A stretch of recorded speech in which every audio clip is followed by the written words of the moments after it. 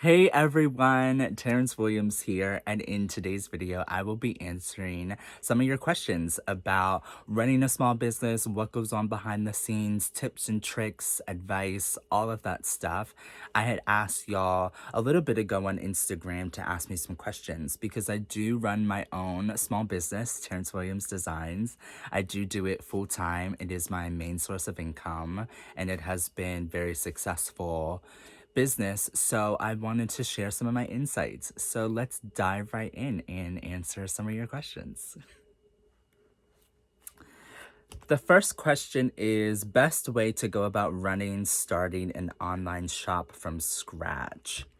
Just start. That's my number one advice that I have for anyone. I feel that a lot of the time people say, well, I'm gonna wait until I have a better camera or a better backdrop or more products, or I'm gonna wait for this or I'm gonna wait for that until I have all the pieces together.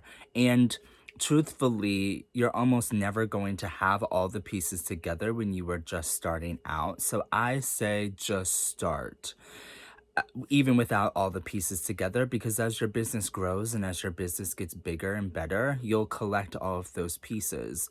I think it's definitely important to start with a plan and an idea. And I think it's really important to narrow that plan and that idea down. When I first started my business, I had 50 million things that I wanted to do. I started on Etsy and I started with little accessories, little clutches, handbags, wallets, and things like that. And I had 50 billion handbag ideas that I wanted to do. Different prints, different colors, different patterns. But of course, when I was first starting out, I was self-funded and I didn't have a lot of money. So I couldn't do all the iterations of things that I wanted. So I just started out with one or two concepts: simple clutches, simple coupon wallets. And I did those in a couple of different prints and a couple of different colors. So when those sold, then I started to add more prints and colors. Then I started to add more pieces to the collection and I started to grow bigger. And then that I finally added like headbands and caftan dresses and all those different stuff. But the stuff that I have on my website now is definitely not the stuff that I had in the beginning. Even when it comes to the backdrops and stuff that I use, I did not have any of that stuff in the beginning, but I still started anyway. I used to take product shots on my porch because the porch was wooden and I would be out there with my iPhone taking pictures of my clutches and my bags on my porch, and I would put them on Etsy. So I really think the biggest tip that I have is to just start with what you have. Really develop a plan of action and how it is going to work, and you'll figure things out along the way. The next question is tips on business exposure and building a following. So, my number one tip is authenticity. People can see right through when people are being fake, especially when it's small business owners. So, I think it's really important to put your most authentic self out. And I think it's really important to be active on social media. So, pick a platform that you really want to invest in, whether it be Facebook or Instagram, and really take the time to develop a following on that platform. But also understand that different people use different platforms. So the same target demographic on Instagram is not necessarily the same target demographic on Facebook. So you really want to cater your message towards each demographic. But say you want to use Instagram, make sure you're using all facets of Instagram. Make sure you're posting pictures in the feed regularly. Make sure you're using all the newest features like the filters and the reels. Make sure you're posting to your story or going live. Respond to comments. If people have questions or concerns or feedback, make sure you're replying to them in a timely manner. Creating that connection with your audience will help boost sales and will help boost your following, because you're going to be talking to people regularly, and they're going to feel like they have a connection with you and with your brand. Branding is also really important. Make sure that you have a specific image that you are trying to show and that you are trying to represent. You don't want your feed to just be a random assortment of things. You really want it to be a clear, concise collection of what your brand represents and make sure that people know what your brand represents.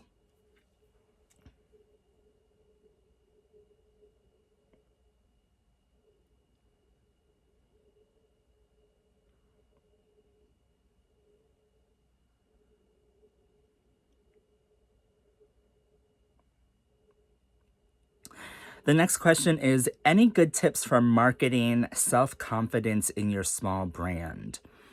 So, there are quite a few different ways to market yourself. I personally do not pay for ads. I have in the past, but I find that it really hasn't resulted in really any sales. Um, so I just really rely on social media marketing and doing it myself. I think it's really important, again, to know your target demographic, but to get into the logistics side of things, to really know SEO or search engine optimization and how that works for your business. Really having good quality pictures on your website, on your Etsy, on your Instagram, on your feed, that's really going to draw people in. And again, you don't need a fancy camera, you don't need a fancy backdrop. As long I use my iPhone to take all of my pictures, and I sometimes will use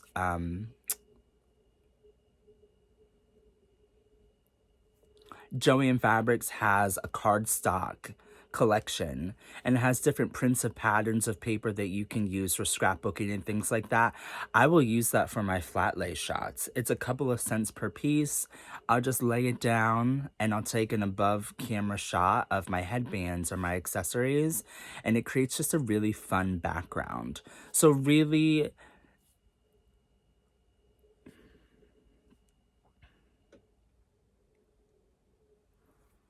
I would also say market the heck out of yourself across all platforms. I know a lot of people are like, I don't want to market myself over and over again on Facebook because I don't want to annoy you or annoy people. And I think that is a huge mistake. The people that are going to be annoyed are not going to be people who were going to support you or buy from you anyway, and those people are not paying your bills. If you want to make this your full-time job, your full-time gig, then you need to do what's best for you, and what's best for you is to promote yourself over and over and over again. It truly doesn't matter if those people are annoyed because you were trying to do something for yourself and you were trying to make your business successful. If those people are annoyed, they can mute your posts, they can unfriend you, or they can just ignore it. I have found more success in promoting myself through Facebook and Instagram repeatedly, and it has resulted in sales. And in the beginning, I was a little self-conscious, and I had that mindset too. Like, I don't want to promote myself and put myself out there because I don't want to annoy people. But at the end of the day, again, when I did put myself out there, every time I posted something on Facebook, someone ended up buying something from my website. So it was better for me to put myself out there and maybe annoy some people than it was for me to not do anything at all and not get any sales. So it really just comes down to, do you want to care more about annoying people and upsetting people, or do you want to make money and want to make your business grow and want to make sales? You really have to put that fear of upsetting people or annoying people away, push it to the side. And you really have to have a lot of confidence. You really have to put yourself out there in every situation, whether it's posting on Instagram regularly, whether it's on Twitter, jumping on threads and feeds, putting your business out there, shouting it from the rooftops, handing out business cards. In order to get exposure, in order to get your business moving, you have to put yourself out there and you have to be super vocal about it all the time. And again, don't worry about annoying people because those people were not going to support you anyway.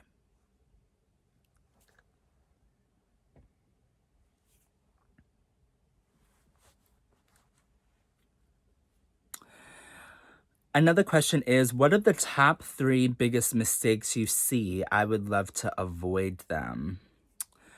One I would say is product photography, and pictures. They're just not very good quality. It's really important because that is the customer's first impression. And if your photos are just not well lit, the backgrounds don't really seem very nice. If you have them just in weird positions or weird lighting, whatever it is, I've seen everything. It really does make a huge impression. So I go through Pinterest and I look up product shot ideas because there are some really, really amazing creative ideas that you might not be able to recreate exactly, but you can get a feel and an idea of how you want to style a scarf or how you want to style a ceramic plate. And with a lot of the stuff, you don't need a lot of big tools, big backdrops, big sets, huge light boxes. You can use you know, a lamp, a lamp and a simple backdrop. So there are a lot of different ideas and a lot of different inspirations, but I think one of the biggest mistakes that people make is not having good photos. I think the second biggest mistake is people don't have a website, or they do have a website and it's not very professional looking. So you can use Etsy as a selling platform, which I think is great. But if you branch off into your own website, you really want to take the time to really develop that website to make sure it's easy to navigate, easy to read, looks professional, has professional pictures. The checkout process is really seamless. I get compliments all the time on my website, and it's something that I'm really proud of. But it took me a really long time to get to the my website to the point where it is now. It took about 2 weeks. So I use Squarespace for my website, and they give you a 2 week trial to set up your website before you launch it. And it took me about 2.5 weeks to get out all the kinks and the bugs and move stuff around and set it up to where it is now. And when people tell me how professional it looks and how much they love my website, it really is a great feeling. Um, because I did spend a lot of time. And I still go in and I still tinker with stuff and I still update stuff and change stuff.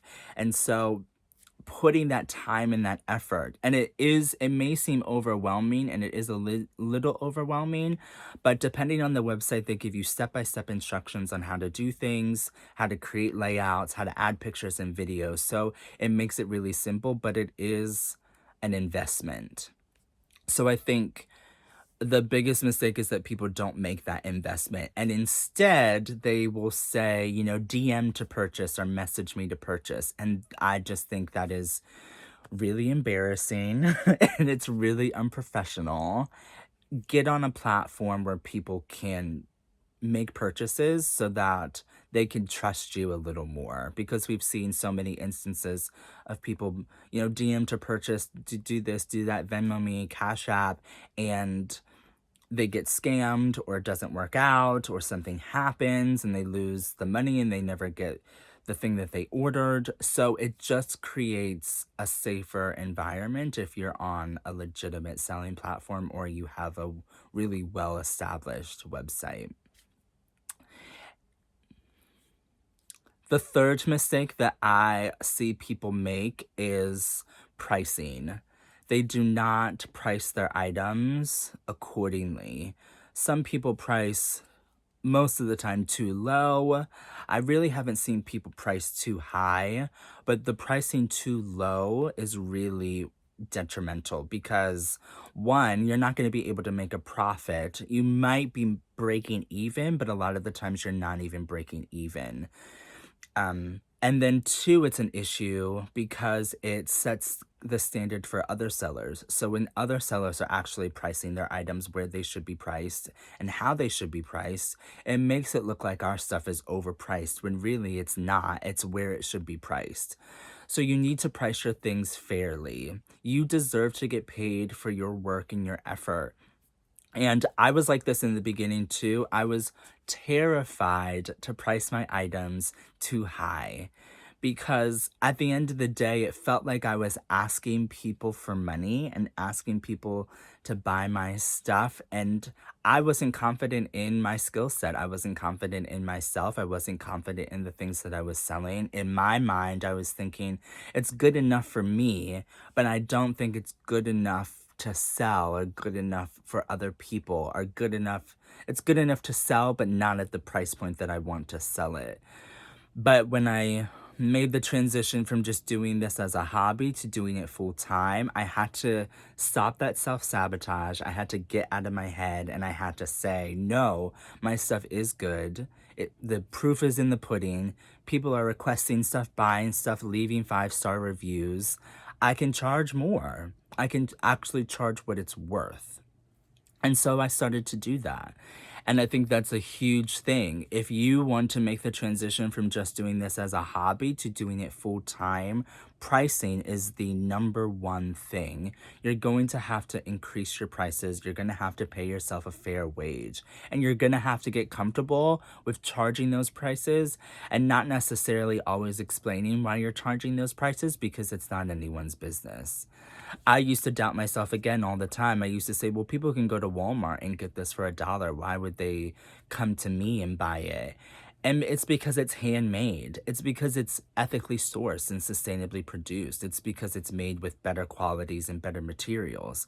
So there are a lot of reasons why, and it's one of a kind, you know? So there are a lot of reasons why I charge what I charge, and people either are gonna pay it or they're not. And a majority of the time, they're gonna pay it, which is why.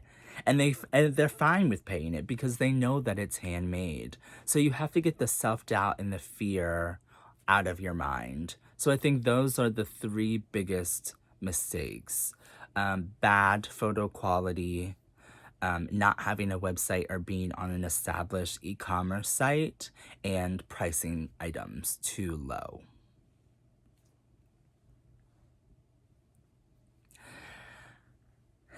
A next question is start with the taxes and the record keeping. So I get my taxes professionally done at H&R Block. I have a small business specialist, so she handles all of that. So what I do on my end is I keep track of everything. All of my purchases, all of my expenses. I use a app, an application that just like keeps track of everything. It's linked to my bank account. So I have a personal bank account and I have a business bank account. The personal bank account is obviously for personal stuff, grocery shopping, all of that stuff. The business account is obviously for my business. So if I'm buying fabric, if I'm buying supplies, if I'm traveling, any of that stuff, and I keep them separate. But the app is linked to both. So I can go in and I can record, it records all the transactions and I can sort them. So then when it comes to taxes, not only can I sort them personal and business, but when it comes to business, I can sort them. Okay, this is for supplies. This was for travel. This was, and it breaks it down really, really, really, really well. So keeping everything separate, so then when it comes to the taxes, and you can also scan in your receipts, I would just keep track. The number one thing that I would do is keep track of everything, because things that you might not think are a tax write-off end up being a tax write-off. And it's always better to err on the side of good judgment and keeping everything than throwing everything away. When it comes to taxes specifically, it's above my pay grade. That's why I hired a specialist to do everything. I just keep track of everything, and then she goes in and she does all the rest of it. But I really suggest H&R Block. That's where I went last year, and it was a really simple, smooth, easy process.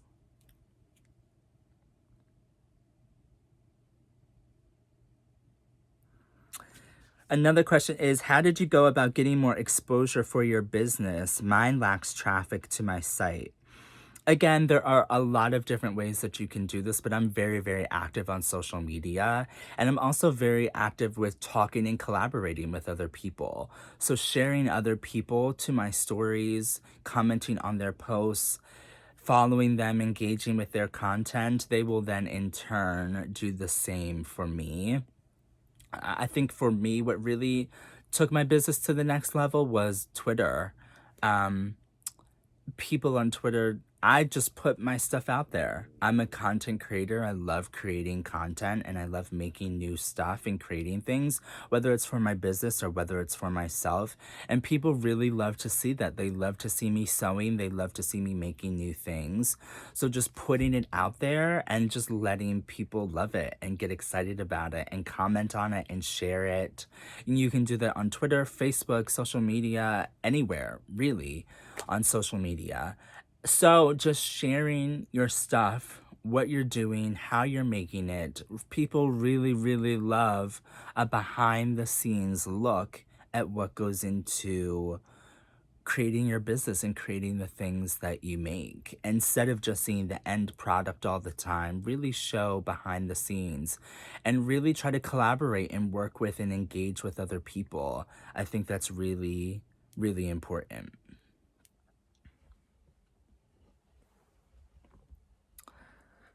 Another question is asking about shipping, especially internationally. So, shipping can get really tricky trying to figure out how much stuff weighs, how much it's going to cost, all of that stuff.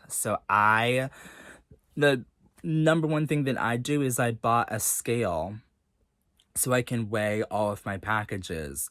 And then I use a program called ShipStation.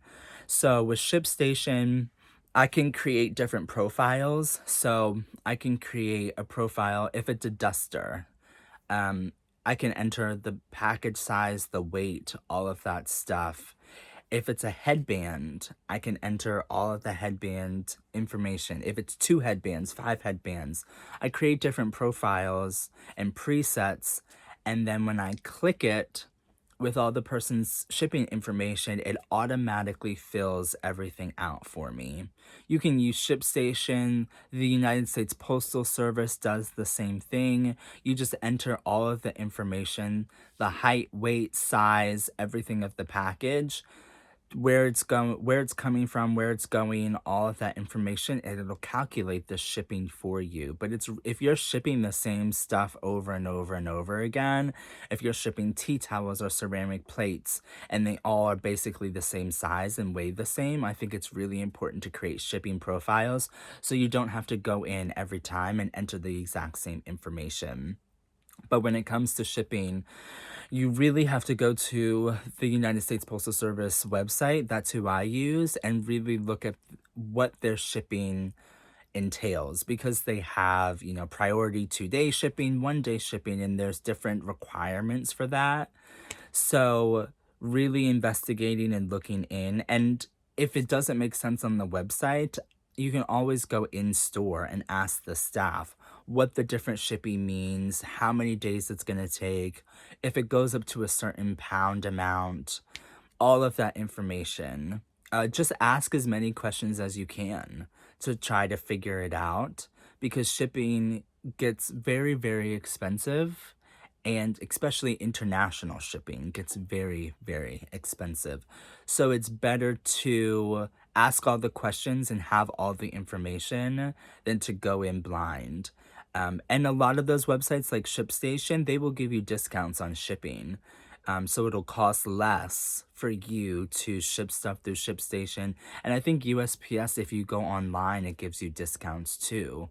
It charges it at a cheaper rate than if you were to go into the store, an actual USPS location and ship it. So definitely look for little things like that.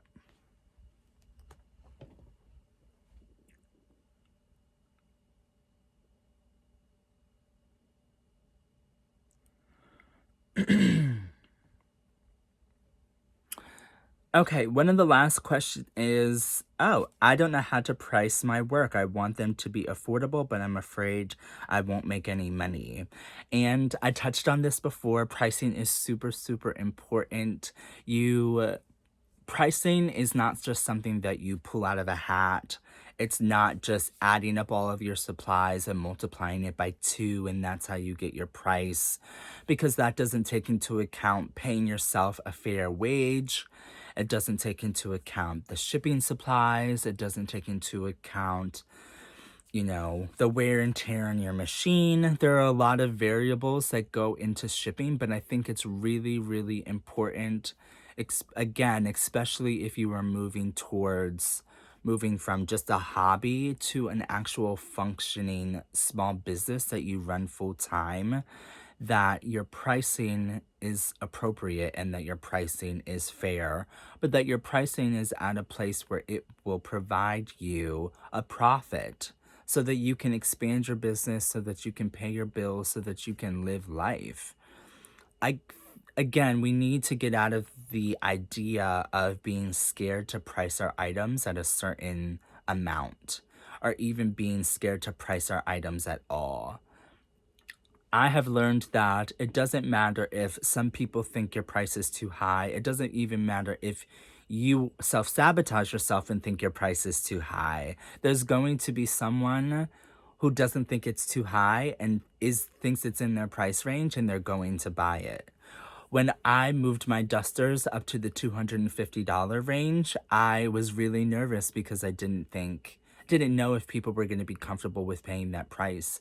Even when I had priced them at $60 when I first listed them, which was vastly, vastly underpricing myself, I was terrified that people were not going to buy the dusters for $60, but they did, over and over and over. And they bought them when I raised the price to $150. And then they bought them when I raised them to $250. And they still buy them and still buy them. They buy them more now at the $250 price point than they did at the $60 price point.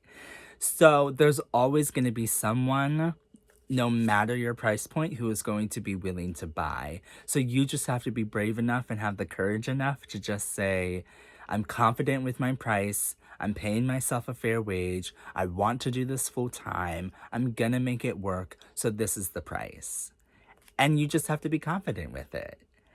Yeah, but getting over that fear of pricing your items too high is really gonna help you. There are different pricing calculators and ways that you can figure out how to price your items online. I'll try to link some resources below if I can remember.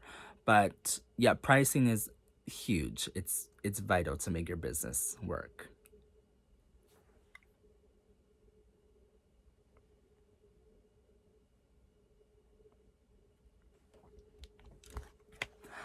Okay, so thank you all so much for your questions. I was really excited to do this. I love giving feedback and I love helping other entrepreneurs and small business owners. I have gone through and experienced so much highs and lows, ups and downs running my small business, and I have so much information and so much knowledge that I love to share. So, again, thank you all for the questions and thank you all for tuning in. Make sure you like and subscribe. And if you have any questions about your small business or anything that I went over today, just let me know in the comments below. So, thanks. See you in the next one.